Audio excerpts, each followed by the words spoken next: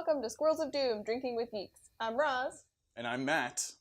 And this week, in honor of National Negroni Week, we're making Negronis! Is it national or is it International Negroni Week? Because that's even bigger. Good question. I'm going to say it's International Negroni Week. Maybe and we if should, it's not, should we look it up? it is now.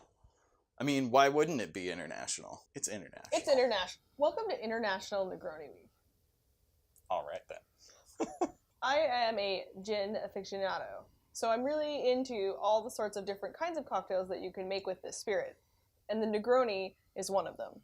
But it's also quite bitter and a really distinctive taste, so a lot of people haven't tried it yet. Or maybe they've been a little intimidated by it.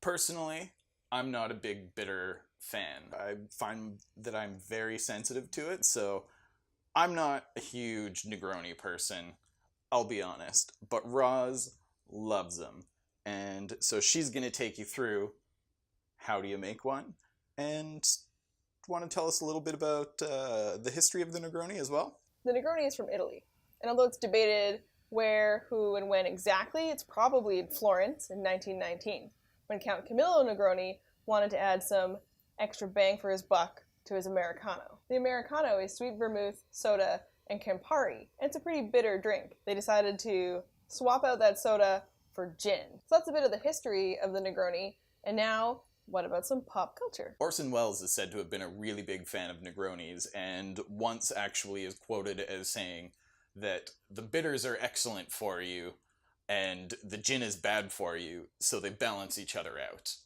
And I think that's a great way of looking at the Negroni. Why don't you show us how to make one? I would love to.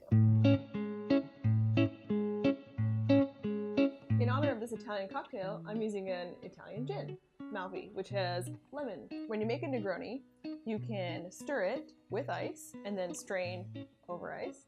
Or, like I like to do, you can build it in the glass. Equal parts sweet vermouth, Campari, and gin, and then we stir. Most of the flavor and aroma compounds in an orange are stored in the oil of the peel. So the great part about your Negroni is garnishing it with a flamed piece of the citrus peel.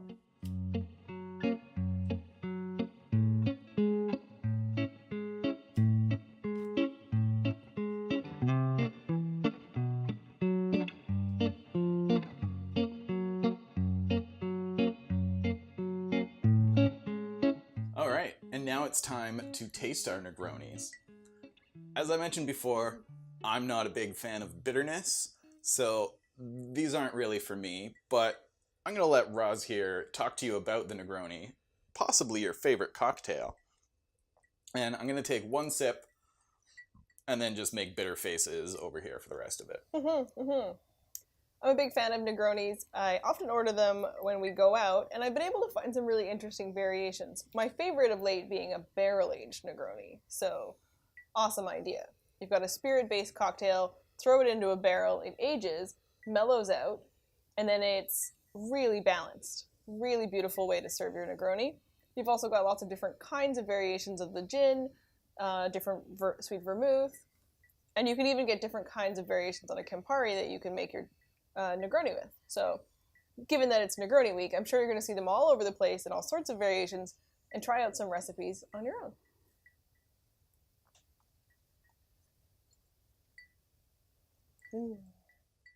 I will say, I could see how you would get used to it.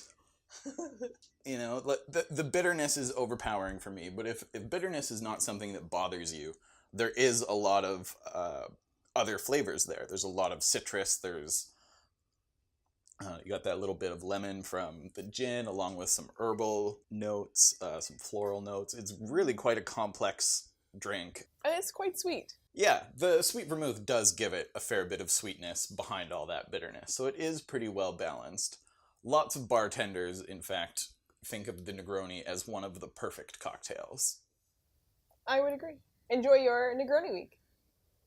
Cheers.